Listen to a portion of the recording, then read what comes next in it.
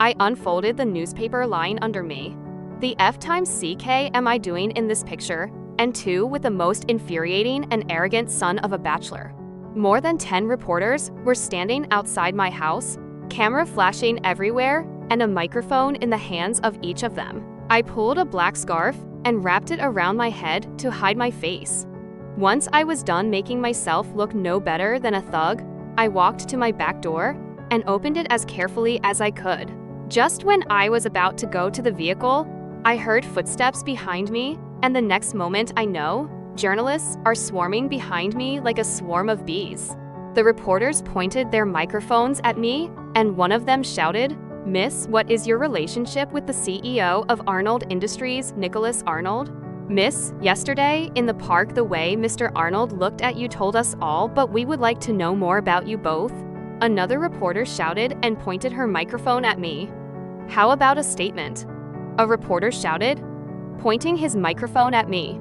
I felt the reporter's arm grab my hand. Unknowingly, a scream left my throat. "Leave me. Help somebody. Back the hell off." The reporters backed off immediately. An arm wrapped around my waist, pulling me in a direction, dragging me to his black Camaro away from the sights of all cameras. "Nicolas F times cacking Arnold," I screamed at him. "You son of a bachelor. I hope you rot in hell. You ruined my life.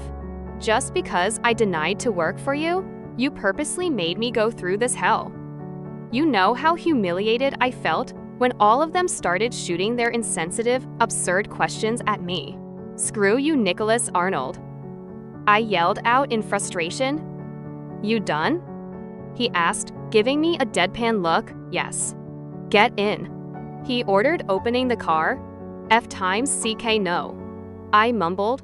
"Get in the car, or so help me God. I'll push you in by myself. Don't enrage me, or so help me God, I'm 3 seconds away from punching you in the face." 1. The F times CK, are you counting? 2. You're such a child. And 3. Before I could complete my words, I was swiped off my feet and shoved inside the Camaro. Once he was inside the car beside me, he stated, "Look, we don't have time for this useless conversation. We need to talk." "I don't want to talk, just leave me alone. You have caused enough damage." "Oh, and what will you do?" "I'll say the truth, that there's no damn thing between you and I, and it can never be." I agree with the last part, but do you really think those people would believe you? Let alone believe? Even listen to you? Screw you. I cursed and walked out of his car.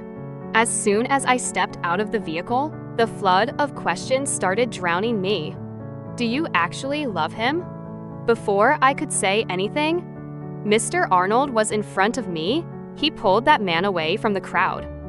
He mumbled something in his ear with a slight smirk on his face. The reporter paled and shivered. "Come near her again, and you're damned for life," he warned all of them in a menacing tone. He grabbed my hand and pulled me inside the car, and before I could retort, he said, "We need to talk now." I glared at him witheringly, urging him to start with his talk. "You know this is your mistake, right?" He finally said.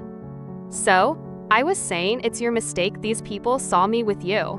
Only if you hadn't thrown those nonsensical tantrums and had accepted my offer of babysitting Kia, I'd have not come to that park, and you and I wouldn't have been spotted together. I'm actually trying my best to control my anger, but if you do not stop with your outrageous comments, I'll definitely lose my calm." I took a deep breath.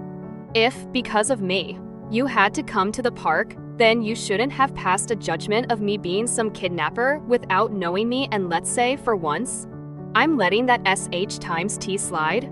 The second time we met, you asserted me for being a freaking stalker. And then again, instead of asking for a damn apology, you have the F times cocking audacity to command. Yes, that's the keyword. You freaking commanded me to work for you. And that's not it. You again come to me, blame me for all this mess, and then you tell me I'm not mad. You mad woman? Fine, Miss Summers, I was also at mistake. But it was you who always provoked me. because of your always ready to fight attitude. I object at the word also. You and only you're at mistake. I continued. Now we are done with the question of who's at mistake, so let's come to the slightly bigger matter, which is how do we cease these reporters and how do we clear off this SH times T? It's easy. I pay them to delete all these bloody articles, and you work for me in order to pay back. 1 second. Why would I pay you? You were the one who came to the park. You were the one who wiped that damned ice cream off my face. What I'm saying is, why did you do that? It was a spontaneous reaction.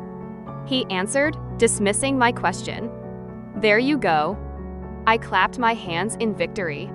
It was your spontaneous reaction that threw us. Wait, not us, me. Your spontaneous reaction threw me in this ditch, and you tell me to pay back. Do you know that man bloody snatched my wrist, leaving nail marks on it? I seethed.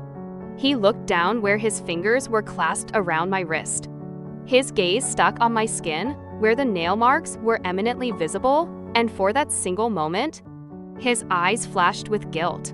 He asked the driver for a first aid kit, dipped cotton in an antiseptic liquid, and passed the cotton to me. Clean it? What a jerk. I mumbled under my breath, wiping my skin with the cotton. Let's start this fresh.